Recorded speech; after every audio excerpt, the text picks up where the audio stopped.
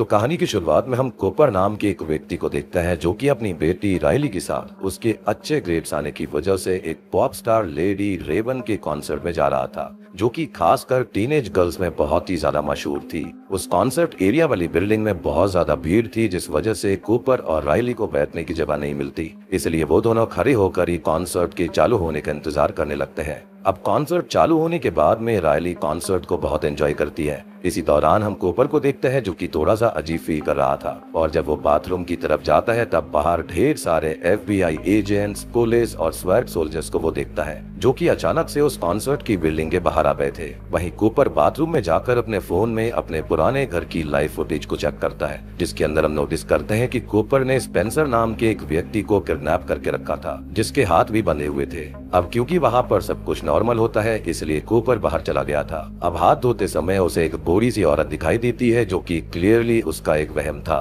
क्योंकि mail bathroom में female क्या करती। अब वो औरत कौन थी या फिर वो क्या है, इसके बारे में हम आगे जानेंगे। अब बाहर जाने पर कूपर की मुलाकात जोड़ी की मॉम से होती है, जो कि राइली की फ्रेंड थी, जो कि कूपर को वहाँ पर देखकर बहुत खुश हुलाती है। साथ ही साथ उसकी हाव भाव से हम ये जान पाते हैं कि वो कूपर को लाइक करती है, पर कूपर उसको ज्यादा भाव नहीं देता क्योंकि वो मैरिड था, और वहाँ से राइली के पास वो जाने लगता है। पर जब जोड़ी की मॉम उसका पीछा नहीं छोड़ती तो कूपर उसे अगले दिन मिलने के लिए कैफे में बुला लेता है और राइली के पास वापस चला जाता है। तब राइली उसी जगह पर खड़े होकर कॉन्सर्ट को एंजॉय कर रही थी जहाँ पर कूपर उसको छोड़कर गया था। अब अचानक से ही कूपर की नजर ऊपर की कुछ ऑडियंस पर पड़ती है, जिनके पास पुलिस आकर उनको अपने साथ लेकर जा रही थी। तब कूपर को कुछ भी समझ में नहीं आता कि ये क्या है, इसलिए वो रेवन का अगला गाना खत्म होने के बाद राइली को उसकी टी शर्ट दिलवाने के बहाने ऊपर की शॉप पर जाता है, लेकिन उसके वहाँ पर पहुँचते पहुँचते टी शर्ट खत्म हो गई थी, जिससे राइली को बहुत बुरा लगता है। पर उस शॉप पर काम करने वाला वर्कर जेमी ये सब देख रहा था, तो उसको अच्छा नहीं लगता और वो कूपर से 10 मिनट बाद आकर टी शर्ट लेने के लिए कहता है, क्योंकि टी शर्ट्स का स्टॉक आया हुआ था, लेकिन वो सब स्टोर रूम में रखे हुए थे। अब ये जानने के बाद लवे हाथ कूपर ने जेमी से इतनी सारी पुलिस, स्वैट और FBI के आने का रीजन भी पूछ लिया। तब वहाँ पर जेमी की बातों से हम जान पाते हैं कि असल में ये पूरा कॉन्सर्ट एक ट्रैप है, क्योंकि एक लीक के हिसाब से आज उस कॉन्सर्ट के अंदर एक बहुत ही भयानक कातिल बुचर आया हुआ था, जिसने बीते समय में ढेर सारे लोगों के छोटे छोटे टुकड़े कर उन्हें खत्म कर दिया, और आज तक उसे किसी ने भी नहीं देखा था। पर उसको पकड़ने के लिए पुलिस वालों के पास एक निशानी थी। अब ये बात जानने के बाद कूपर बहुत डर जाता है, क्योंकि वो खुद ही बुचर था, लेकिन उसके बारे में उसके परिवार तक को नहीं पता था। खैर अभी के टाइम पर कूपर बस कैसे भी करके वहाँ से निकलना चाहता था, और इसलिए वो राइली को लेकर बहुत जरूरी काम का बहाना बनाते हुए बैक एग्जिट की तरफ जाने लगता है। लेकिन वहाँ पर ऑलरेडी 2 सिक्योरिटी गार्ड खड़े थे, और इसलिए वो उनको की जगह से हटाने के लिए, उनका ध्यान भटकाने के लिए चुपचाप एक स्टेयर्स के पास खड़ी औरत को नीचे गिरा देता है, जिससे कि वो गार्ड तुरंत वहां पर आ गए थे। और अब कूपर राइली के साथ गेट की तरफ बढ़ रहा था कि तभी अचानक से वहां पर ढेर सारे स्वैट सोल्जर्स आकर खड़े हो जाते हैं, जो कि बाहर आने वाले हर एक इंसान से पूछताछ और उनकी तलाशी ले रहे थे। अब इसलिए ना चाहते हुए भी कूपर को राइली के साथ कॉन्सर्ट में वापस आना पड़ता है, जहां पर जाने के बाद राइली तो वापस से कॉन्सर्ट को एंजॉय करने में लग जाती है, मगर कूपर वहां से निकलने के तरीके के बारे में ही सोच रहा था।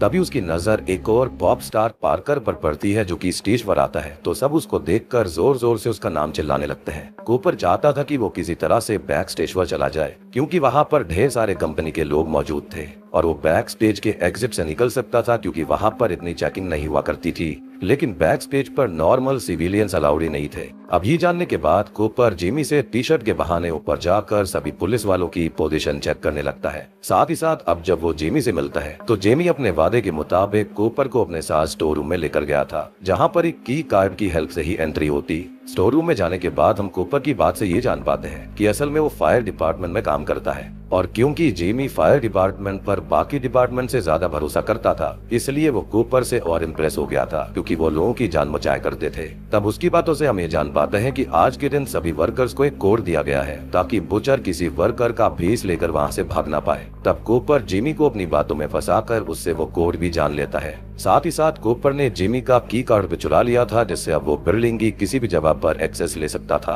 अब इसलिए जैसे ही जेमी वहां से जाता है तो कूपर वापस से एक बार बेसमेंट के दूसरी तरफ जाकर कॉफी लेने के बहाने वहां पर मौजूद सभी FBI ऑफिसर्स की बातों को सुनता है, जहां पर वो स्ट्रेटेजी के हिसाब से बुचर को ढूंढने के लिए बातें कर रहे थे। अब वहां से निकलते समय कूपर ने एक सोल्जर की वॉकी टॉकी भी चुरा ली थी, ताकि उसे सोल्जर्स की हर बात के बारे में पता चलता रहे। साथ ही साथ जब वो राइली के पास वापस जा रहा होता है तभी उसकी नजर डॉक्टर जोसेफिन ग्रैंड पर पड़ती है, जो कि एक FBI ऑफिसर ही थी और वही बुचर को पकड़ने के ऑपरेशन को लीड भी कर रही थी। उसको देखने के बाद कूपर वापस से रायली के पास जाता है, जहाँ पर रायली के साथ खड़े होकर अब वो वॉकी टॉकी से सभी ऑफिसर्स की बातों को सुन रहा था। तब उसको पता चलता है कि असल में पुलिस के पास बुचर के बारे में बस कुछ ही क्लूज हैं। इसके अंदर ये है कि उसके राइट हैंड की रिस्ट पर एक टैटू है, और क्योंकि ये बात बिल्कुल सच होती है, इसलिए कूपर तुरंत ही एक रिस्ट बैंड की मदद से अपने टैटू को ढक लेता है। अब कूपर वापस से एक बार अपना क्रेडिट कार्ड शॉप से लेने के बहाने ऊपर जाता है, जहाँ पर वो फायर अलार्म को चालू करने वाला था, ताकि भीड़ में भगदड़ का फायदा उठाकर वहाँ से वो भाग पाए। लेकिन जोसेफिन ग्रांट को कूपर के इस आइडिया के बारे में खबर थी, और वो कोइंसिडेंटली उसी समय पर सबको फायर अलार्म पर भी नजर रखने के लिए कहती है। अब क्योंकि कूपर का ये प्लान भी फेल हो गया था, इसलिए वो बिल्डिंग की छत पर जाने के बारे में सोचता है, पर क्योंकि स्टेयर्स के पास भी गार्ड खड़े हुए थे, इसलिए कूपर उनका ध्यान भटकाने के लिए कैफेटेरिया के डीप फ्राई मशीन के अंदर कुछ बॉटल्स को डाल देता है, जिससे कि मशीन में ब्लास्ट होने से एक वर्कर वहां पर जल गई थी, जिसको देखकर तुरंत ही अब गार्ड वहां पर आते हैं, और उसी मौके का फायदा उठाकर कूपर भी एक शेफ की एप्रन को पहनकर छत पर चला गया था, जहाँ से वो भागने का रास्ता निकाल रहा था कि इतने में ही छत पर मौजूद ऑफिसर्स उसको देखकर उससे पूछताछ करना चालू कर देते हैं। पर कूपर वहां पर यह बहाना बनाता है कि वो नीचे अपना काम कर रहा था कि तभी कैफेटेरिया में एक धमाका हुआ, जिससे कि उसकी फ्रेंड जल गई और वो बहुत डर गया था, और इसलिए बस वो थोड़ी हवा लेने के लिए ऊपर आया है। तब सोल्जर्स को कूपर पे थोड़ा सा शक होता है, तो वो उससे उसका कोड पूछते हैं, क्योंकि एम्प्लॉयज का वहाँ कोड था, और क्योंकि कूपर ने कोड को पहले ही जिमी से जान लिया था, इसलिए वहाँ पर भी उसे कोई दिक्कत नहीं होती और सोल्जर उसे जाने देते हैं। लेकिन कूपर अब छत से भी नहीं भाग सकता था, जिस बात से परेशान होकर जब वो नीचे आता है, तब उसे वापस से वही बूढ़ी औरत दिखाई देती है, जो कि अगले ही पल गायब हो गई थी। अब कूपर वापस से अपनी बेटी के पास आ चुका था, और अब क्योंकि रायली को उसके पिता का बर्ताव काफी अजीब लगता है, इसलिए वो अपने पिता को उसके साथ ही रुकने के लिए कहती है। साथ ही साथ हम रायली की बातों से ये भी जान पाते हैं कि रेवन कॉन्सर्ट के दौरान अपने लिए ऑडियंस में से एक ही ड्रीमर गर्ल को चुनने वाली थी, जिसको रेवन के साथ स्टेज पर डांस करने का और बैक स्टेज पर जाने का मौका मिलने वाला था। अब क्योंकि कूपर तो पहले से ही बैक स्टेज पर जाना चाहता था, इसलिए वो अपना दिमाग लगाता है और पास में ही खड़े हुए रेवन के अंकल, जो कि असल में रेवन के मैनेजर भी थे, उनके पास आकर उनसे बातें करते हुए झूठ बोलता है कि उसकी बेटी को ल्यूकेमिया है, यानी कि कैंसर है, पर वो रेवन की बहुत बड़ी फैन है, इसलिए वो वहाँ पर आई है। अब ये बात जानने के बाद रेवन के अंकल को भी रायली के लिए बहुत बुरा लगता है, और इसलिए अब वो वहाँ से सीधा स्टेज पर जाते हैं और 2 ID कार्ड्स लाकर कूपर और रायली को दे देते हैं, जिसका मतलब यही था कि आज के दिन रायली ही रेवन की ड्रीमर गर्ल बनने वाली थी। ये बात जानकर रायली बहुत ही ज्यादा खुश होती है, और अब रायली और कूपर दोनों को ही स्टेज के ऊपर बुला लिया गया था, जहाँ पर रायली बहुत ही ज्यादा हैप्पी होती है और अब वो कूपर को हक भी करती है, और बाद में जब रेवन उसका नाम पुकारती है तो रायली खुश होते हुए रेवन के पास जाकर उसके साथ स्टेज पर डांस करने लगती है। इसी बीच हम कूपर को देखते हैं, जो कि आसपास सभी पुलिस वालों को देख रहा था। अब जब रेवन का सॉन्ग खत्म होता है तो वो पर्दे के पीछे चली जाती है, लेकिन कूपर जहाँ पर खड़ा था वहाँ पर से पर्दे के पीछे का इलाका विजिबल था। तब वो देखता है कि रेवन इनहेलर ले रही थी। इसका मतलब यही था कि रेवन को एस्थमा था, और शायद इसी वजह से उसके अंकल ने रायली की बीमारी के बारे में सुनकर उसे सीधा रेवन की ड्रीमर गर्ल बना दिया। खैर आगे रेवन और पार्कर मिलकर वहाँ पर अपना आखिरी सॉन्ग गाते हैं, जिससे कि सब लोग बहुत ही ज्यादा ध्यान से सुन रहे थे और एंजॉय कर रहे थे। इसी दौरान कूपर की नजर पुलिस पर पड़ती है, जो कि अब स्टेज की तरफ आ रही थी, इसलिए कूपर कुछ सोचने लगता है, और तभी उसकी नजर एक और लड़की पर पड़ती है जिसकी तबीयत खराब हो गई थी, और इसलिए उसे बैक स्टेज के पास ही मेडिकल रूम में लेकर जाया जा रहा था। अब इस बात का फायदा उठाते हुए कूपर खुद उस लड़की के पास जाता है और उसे उठाकर बैक स्टेज में लेकर चला जाता है, जिससे एक बार वापस से वो पुलिस चेकिंग से बच गया था। साथ ही साथ अब वहाँ के स्टाफ के सामने उसकी एक बहुत ही अच्छी इमेज बन गई थी, और उसी बात का फायदा उठाते हुए कूपर उनसे बैक स्टेज के एग्जिट से जाने की परमिशन ले लेता है। लेकिन कूपर की किस्मत वहाँ भी उसका साथ नहीं देती, क्योंकि फ्रंट एग्जिट के साथ साथ बैक एग्जिट पर भी सेलिब्रिटीज और उनके साथ के लोगों को छोड़कर सबकी कड़ी चेकिंग हो रही थी। ये देखकर अब कूपर को कुछ भी समझ में नहीं आता कि वो वहाँ से कैसे निकलेगा, पर तभी उसकी नजर रेवन पर पड़ती है और अब उसके दिमाग में एक आइडिया आता है। वो रायली के साथ तब तक वहाँ पर खड़ा रहता है जब तक रेवन वहाँ से घर नहीं जाने लगती, और अब रेवन वहाँ से जा रही थी तब वो खुद ही रायली के पास बात करने के लिए रुकती है, और उसी मौके का फायदा उठाते हुए कूपर रेवन को अकेले में 2 मिनट कुछ बात करने के लिए मना लेता है। रेवन भी कूपर को अपने मेकअप रूम में लेकर चली गई थी, जहाँ पर कूपर रेवन के सामने रिवील करता है कि वही बुचर है। साथ ही साथ कूपर ने रेवन को स्पेंसर की लाइव वीडियो भी दिखा दी थी, जिसके अंदर स्पेंसर चीख चीख कर हेल्प मांग रहा होता है। और तब कूपर की बातों से हम जान पाते हैं कि असल में उसने जहाँ पर स्पेंसर को रखा हुआ था वहाँ पर उसने ढेर सारे कार्बन मोनोऑक्साइड के सिलेंडर्स भी रख दिए थे जिन्हें वो अपने फोन से ही लीक कर सकता था। और अब अगर रेवन उसे और उसकी बेटी को सेफली वहां से नहीं निकालता तो वो उसको खत्म कर देता, यानी कि स्पेंसर को। अब ये बात सुनने के बाद रेवन डर जाती है, इसलिए वो कूपर की बात मान जाती है और उसे और राइली को अपने साथ अपनी लिमोजीन से बैठाकर बाहर ले आती है। राइली इन सबसे काफी ज्यादा खुश थी और तब रेवन भी इस बात को समझ गई थी कि कूपर के परिवार वाले उसकी सच्चाई नहीं जानते, और क्योंकि रेवन खुद भी किसी भी हालत में कूपर को पकड़वाना चाहती थी इसलिए वो राइली से उनके घर चलने की डिमांड करती है। अब राइली के लिए ये तो बिल्कुल ड्रीम कम ट्रू वाली चीज थी, इसलिए वो इस बात से बहुत ज्यादा खुश हो गई थी और वो तुरंत ही इस चीज के लिए मान जाती है और अपनी माँ रेचल को कॉल करके सब बताती है। अब कूपर कहीं ना कहीं रेवन की चालाकी को समझ रहा था, लेकिन वो अपनी बेटी के सामने होने की वजह से कुछ नहीं कर पाता। अब आगे हम देखते हैं कि रेवन सीधा कूपर के घर में आ गई थी, जहाँ पर उसकी मुलाकात कूपर की वाइफ रेचल और कूपर के छोटे बेटे लोवन से होती है। साथ ही साथ रेचल भी रेवन को अपने घर में देखने के बाद काफी खुश थी और इसलिए वो जल्दी से उसे अपने घर के अंदर लेकर चली जाती है, जहाँ पर उसने रेवन के लिए पाई बनाई हुई थी। और क्योंकि रेवन सच में एक डाउन टू अर्थ सेलिब्रिटी होती है इसलिए वो बहुत अच्छे से रेचल से बात करती है और सबके साथ बैठकर पाई को खाने लगती है। तभी हम रेवन की बातों से ये जान पाते हैं कि उसके अभी के कॉन्सर्ट के टिकट जब बिकना चालू हुए थे तब उसके पास अचानक से एक दिन FBI आ गई थी, जिनसे बात करके रेवन को ये पता चला था कि उसके कॉन्सर्ट के टिकट्स को बुचर ने भी खरीदा है और वो वहाँ पर आएगा, इसलिए वहाँ पर बहुत सारे पुलिस वाले आए हुए थे। अब ये बात जानने के बाद रेचल बहुत शॉक्ड हो जाती है, पर अभी उसको ये बात समझ में नहीं आती कि आखिर FBI के पास बुचर की इंफॉर्मेशन कैसे आई, क्योंकि आज तक ना तो बुचर को किसी ने देखा था और ना ही उसके बारे में किसी को कुछ पता था। इसके जवाब में रेवन बताती है कि असल में किसी अननोन व्यक्ति ने बुचर के थोड़े से होलिये के बारे में, उसके हाथ में मौजूद टैटू और उसकी उम्र के बारे में बताया था, और साथ ही साथ ये भी बोला था कि उसके पास एक डार्क कलर की कार है जिससे वो कॉन्सर्ट में आने वाला था। अब इस बात को सुनने के बाद में कूपर का एकदम दिमाग खराब हो जाता है, क्योंकि उसने आज तक अपने पीछे ऐसा कोई भी सबूत नहीं छोड़ा था जिससे उसके बारे में ये इन्फॉर्मेशन निकाली जा सके। और अब क्योंकि वो नहीं चाहता था कि रेवन और भी कोई चीज ऐसी बोल दे जिससे कि उसके परिवार को उसकी सारी सच्चाई पता चल जाए, इसलिए वो रेवन को वहाँ से जाने के लिए कहता है। मगर रेवन वहाँ पर मौजूद पियानो पर एक आखिरी सॉन्ग प्लान करने का बहाना बनाती है। इस पर अपने परिवार के सामने नॉर्मल एक्ट करने के लिए ना चाहते हुए भी कूपर को मानना पड़ता है और वो राइली और रेवन की साथ में गाते हुए वीडियो बनाने लगता है। अब इसी दौरान रेवन ने अपना फोन अपनी ड्रेस में छुपा लिया था और अब वो राइली के साथ फोटो खींचने के लिए कूपर का फोन उसके हाथ से छीन लेती है, पर ये सब बस रेवन का एक प्लान था। और जैसे ही उसके हाथ में कूपर का फोन आता है वो तुरंत ही बाथरूम में घुसकर अंदर से दरवाजे को लॉक कर लेती है। तब वो सबसे पहले उसी लाइव फुटेज को एक्सेस करती है और वहाँ पर मौजूद माइक के ऑप्शन से स्पेंसर से उसकी लोकेशन के बारे में पूछती है।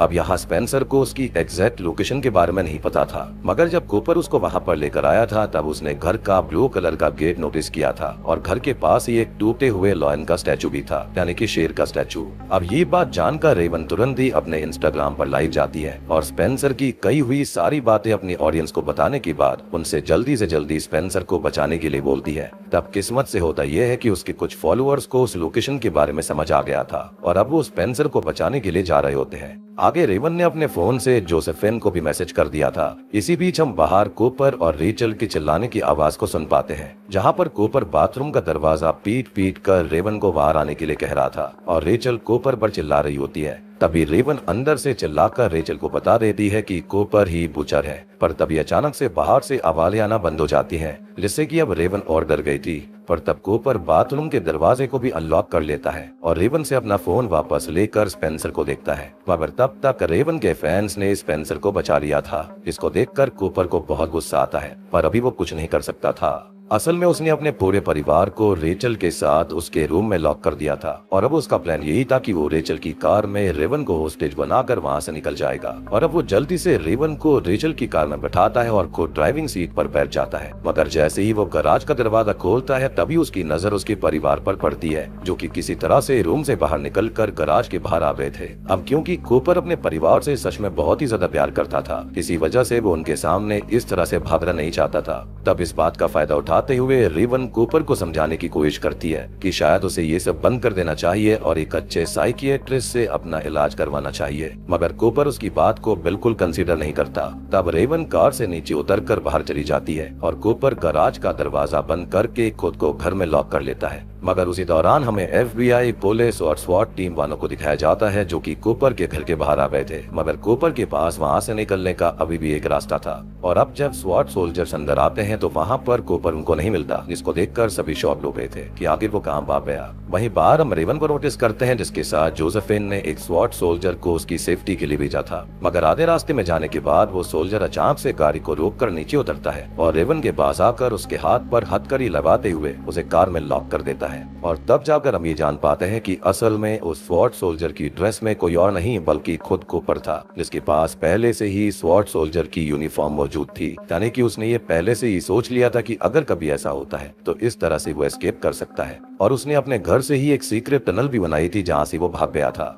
अब कूपर रेवन को अपनी सेफ्टी के लिए अपने साथ रखने वाला था। रेवन को कुछ भी समझ में नहीं आता कि वो क्या करे, लेकिन तभी वो बाहर नोटिस करती है जहां पर उसके ढेर सारे फैंस मौजूद थे, और क्योंकि वो सब रेवन की कार को पहचानते थे इसलिए वो उसे ध्यान से देखने लगते हैं। और इसी बात का फायदा उठाकर रेवन किसी तरह से अपने हाथ से कार के शीशे को बंद कर देती है, जिससे कि अब सब उसकी कार के पास इकट्ठे हो गए थे, जिससे कूपर का ध्यान भटक जाता है। और फिर जैसे ही रेवन को मौका मिलता है वो भी अपने हाथ को फ्री करके जल्दी से कार से बाहर आ जाती है। और इतने में ही वहाँ पर पुलिस वाले भी आ गए थे जिन्हें कूपर के रेवन के साथ होने के बारे में अंदाजा लग गया था। अब कूपर इस बार पकड़ी जाने वाला था कि तभी उसकी नजर रेवन की कार में पड़े हुए कुछ नॉर्मल कपड़ों पर पड़ जाती है, और वो तुरंत ही उन कपड़ों को पहनकर चुपचाप वहां से भीड़ में निकल जाता है। और इस बार भी कूपर अपने आप को पुलिस वालों के हाथ आते आते बचा लेता है। वहीं पर हम जोसेफिन, ग्रैंट, रायली, लोगन और रेचल को रेचल के पुराने घर में देखते हैं, जहाँ पर जोसेफिन कूपर की फोटोज को देख रही थी, जिनको देखकर कोई नहीं कह सकता था कि कूपर ही बूचर है, क्योंकि वो अपने परिवार और करियर लाइफ में काफी ज्यादा मेहनत करता था। वेल अभी के टाइम पर जोसेफिन चाहती थी कि वो रेचल, रायली और लोगन को एक क्रूज की हेल्प से दूसरे शहर भेज दे ताकि वो वहाँ पर सेफ रह सके, मगर रेचल इस पर मना कर देती है, क्योंकि कहीं ना कहीं उसे पता था कि कूपर कभी भी रायली और लोगन को नुकसान नहीं पहुंचाएगा। पर फिर भी अभी वो रायली और लोगन को जोसेफिन के पास ही छोड़ देती है और खुद अपने घर में चली जाती है, जहाँ पर पहले से ही कूपर मौजूद था, जिसको समझ में आ गया था कि वो अननोन व्यक्ति जिसने की FBI और SWAT टीम को बूचर के कॉन्सर्ट में जाने वाली बात बताई थी वो कोई और नहीं बल्कि वो उसके ही परिवार का कोई हो सकता है, जो कि कोई और नहीं बल्कि उसकी खुद की पत्नी रेचल थी। तब रेचल भी इस बात को एक्सेप्ट कर लेती है, और तब जाकर हम ये जान पाते हैं कि असल में रेचल ने कुछ समय से कूपर की अजीब हरकतों को नोटिस किया था। कूपर के कपड़ों में से खून की बदबू और साथ ही साथ कभी कभी उन पर खून के दाग भी रहते थे। इवन वो ऑफिस से टाइम पर निकल जाने के बावजूद घर लेट आया करता। इसलिए पहले रेचल को ये लगा कि शायद उसका अफेयर चल रहा है, पर बाद में जब उसने उसका थोड़ा सा और पीछा करा तो कूपर उसको उन लोगों का पीछा करते हुए दिखाई दिया जिनको बाद में कभी बूचर ने खत्म किया था। और तब से ही रेचल को कूपर के ऊपर शक था, इसलिए ही उसने FBI को उसकी और रायली के कॉन्सर्ट में जाने वाली बात के बारे में बताया था। एंड माइट भी यही रीजन था कि वो और उसका लड़का लोगन उस कॉन्सर्ट के अंदर नहीं गए थे, क्योंकि ये काफी अजीब बात थी कि पूरा परिवार ना जाकर खाली रायली और कूपर ही वहां गए थे, क्योंकि ये सारा का सारा एक ट्रैप था जो कि FBI ने बिछाया था। और सबसे बड़ी बात ये थी कि अगर बूचर कोई और भी होता तब भी वो इतनी सारी FBI को देखकर पैनिक करता और उससे कोई ऐसी गलती हो जाती जिससे कि वो पकड़ा जाता। अब ये सब जानने के बाद कूपर को बहुत ज्यादा गुस्सा आ गया था, और अब वो डिसाइड करता है कि सबसे पहले वो रेचल को खत्म करेगा और फिर खुद को खत्म कर लेगा। अब उसने रेचल को खत्म करने का फैसला इसी वजह से करा था क्योंकि रेचल उसको उसकी अब्यूजिव माँ की तरह लग रही थी, जो कि खुद को बहुत ज्यादा सुपीरियर माना करती और अक्सर कूपर को मारा पीटा भी करती थी। कूपर ने उनकी नजरों में उठने की काफी कोशिश करी थी, मगर उसकी माँ के खुद को सुपीरियर मानने की वजह से उन्होंने कभी भी उस पर ध्यान नहीं दिया, और तब से ही कूपर को उन लोगों से चिढ़ हो गई थी जो कि खुद को सुपीरियर माना करते। और उसके बाद से ही उसने ऐसे लोगों को अपना विक्टिम बनाना शुरू कर दिया था, क्योंकि वो बस यही चाहता था कि उसकी माँ को एक बार उस पर प्राउड हो जाए, लेकिन उसकी माँ ने कभी उस पर ध्यान नहीं दिया। अब ये सब जानने के बाद कूपर बुचर्स नाइफ लेकर रेचल की तरफ बढ़ने लगता है, पर तभी रेचल कूपर का ध्यान भटकाने के लिए उसे एक आखिरी टाइम अपने साथ पाई खाने की विश यानी कि पाई खाने की इच्छा को जाहिर करती है, और इस पर कूपर भी कुछ सोचते हुए मान जाता है और जाकर डाइनिंग एरिया में बैठ जाता है। रेचल और कूपर दोनों साथ में पाई खा रहे होते हैं, और अब पाई खत्म होने के बाद अचानक से ही कूपर नोटिस करता है कि उसकी पाई में रेचल ने एक तरह का ड्रग मिला दिया था, जो कि उसे कूपर के ही टूल बैग के अंदर मिला था, जो कि शायद से वो अपने विक्टिम्स के ऊपर भी इस्तेमाल करता होगा। जिसको देखकर कूपर गुस्से में रेचल की तरफ हमला करता है, पर तब तक ड्रग ने अपना असर करना चालू कर दिया था।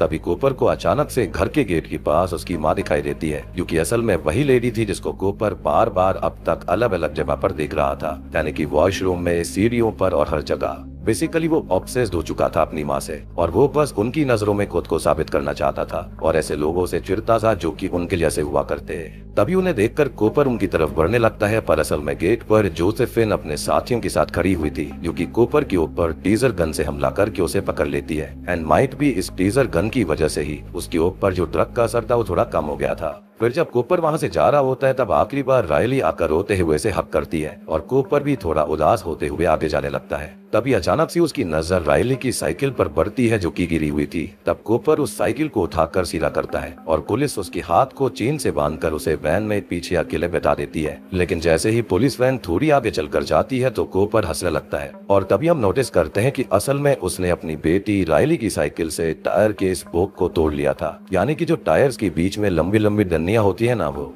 तो अब वो उनकी मदद से बहुत ही आराम से अपनी चेन्स को खोल लेता है और जोर जोर से हंसने लगता है। इसके साथ ही जो सीन होता है यहीं रुक जाता है। अब इस मूवी के पोस्ट क्रेडिट सीन में हम जेमी को देख पाते हैं, यानी कि वही व्यक्ति जो कि टी शर्ट्स दे रहा था उनको, जिसको न्यूज के जरिए पता चलता है कि जिस इंसान से वो इतना हंसकर और फ्रेंडली होकर और सही से बात कर रहा था वही असल में बुचर था। और ये देखकर तो उसके होश उड़ जाते हैं और शायद अब उसका इंसानियत पर से ही भरोसा उठ जाएगा और फायर डिपार्टमेंट वाली बात से भी। इसी के साथ में ट्रैप मूवी यहीं पर खत्म हो जाती है। तो देखो, कहानी के अंदर एक बुचर नाम के शातिर कातिल के बारे में बताया गया है जो कि उन लोगों को अपने बुरे और अब्यूजिव पास्ट की वजह से खत्म कर दिया करता था जो लोग अपने आप को सुपीरियर समझते थे, अब चाहे वो मेल हो या फिर फीमेल। अब पुलिस वालों को एक दिन उसकी बीवी की तरफ से ही खबर मिलती है कि butcher pop star Lady Raven के कॉन्सर्ट में आने वाला है। तो वहाँ पर लेडी रेवन के साथ एक ट्रैप लगाकर उसे पकड़ने की कोशिश की जाती है, यानी कि रेवन ऑलरेडी पहले से ही जानती थी कि वहाँ पर बुचर होगा, जिसमें शुरू में तो जैसे तैसे बुचर बच जाता है, पर एट लास्ट बहुत सारी सिचुएशंस बिगड़ने के बाद वो पकड़ा जाता है। लेकिन आखिरी में वापस से वो एक बार छूट गया था। अब देखो, अंत में वो भाग गया था, तो हो सकता है कि अगले पार्ट में वो अपनी बीवी को खत्म करने के लिए वापस जरूर आएगा। साथ ही साथ वो रेवन को भी खत्म करना चाहता हो सकता है कि हमें कूपर की पास्ट लाइफ के बारे में भी अगले पार्ट में डिटेल में बताया जाएगा, क्योंकि हमें अभी तक ये नहीं पता है कि उसने ये सब शुरू कैसे किया था। हो सकता है कि इन सब में उसकी जो पहली विक्टिम हो उसकी खुद की ही माँ हो और इसी वजह से शायद उसे अपनी माँ के विजन्स बार बार आया करते थे, क्योंकि वो एक्सेप्ट नहीं कर पाया था कि उसने अपनी माँ को भी खत्म कर दिया है और वो अभी भी उनके सामने खुद को साबित करना चाहता था। और ये भी हो सकता है कि कूपर अब अगर भागता है तो वहाँ पर वो जोडी की मॉम के पास जरूर जाएगा, क्योंकि उसने उनसे मिलने का वादा किया था। और सबसे बड़ी बात कि वो कूपर से पूरी तरह से ऑब्सेस्ड हो रखी थी और ऐसी सिचुएशंस में सिर्फ वही उसकी मदद करने की गलती कर सकती है। हालांकि मूवी तो देखो ठीक बनाई है, लेकिन यहाँ पर कई सारी चीज ऐसी थी जो कि बचकानी थी। अब जैसे कि जो कॉन्सर्ट की टिकट होंगी उसके अंदर कोई ना कोई सीट नंबर या फिर कुछ ना कुछ तो अलॉट हुआ ही होगा, लेकिन वहाँ पर उसके बारे में किसी को कुछ नहीं पता था। अब हो सकता है कि यहाँ पर टिकट फट गई थी, लेकिन फिर भी डेटाबेस में यह देखा जा सकता था, बट फिर भी वो चीज देखी नहीं गई। और जब रेचल ये बात जानती थी कि बुचर उसका पति ही है, यानी कि उसको शक था, तो वो पूरी बात खुलकर बता सकती थी, एड्रेस वगैरह सब कुछ पहले ही बता सकती थी। और अगर उसको ये बात खल रही थी कि उसका पति उसे खत्म कर सकता है, तो वो तो वैसे भी कर सकता था, क्योंकि वो जानती थी कि वही बुचर है, तो उसके पास कितना दिमाग होगा। क्योंकि देखो, बुचर कुछ भी करने के बाद में कोई सबूत नहीं छोड़ता था, तो यहाँ पर कोई अपने घर का ही हो सकता है जो कि उसके बारे में इजली डिटेल में इंफॉर्मेशन दे सकता था। मतलब मूवी एक बार देखी जा सकती है, लेकिन इसको मैं कुछ एक्स्ट्रा ऑर्डिनरी नहीं कहूंगा। और ये एम नाइट श्यामलान की सबसे वीकेस्ट मूवीज में से एक है जिसने काफी कम पैसे कमाए हैं। अब हो सकता है कि आने वाले टाइम में ये कल्ट क्लासिक मूवी बन सकती है, लेकिन फिलहाल के टाइम पे इसको हम एवरेज ही कहेंगे। तो उम्मीद करता हूँ कि आपको कहानी पसंद आई होगी, वीडियो पसंद आई होगी। पसंद आई तो वीडियो को लाइक कर देना, चैनल के ऊपर नए हैं तो सब्सक्राइब कर लीजिए।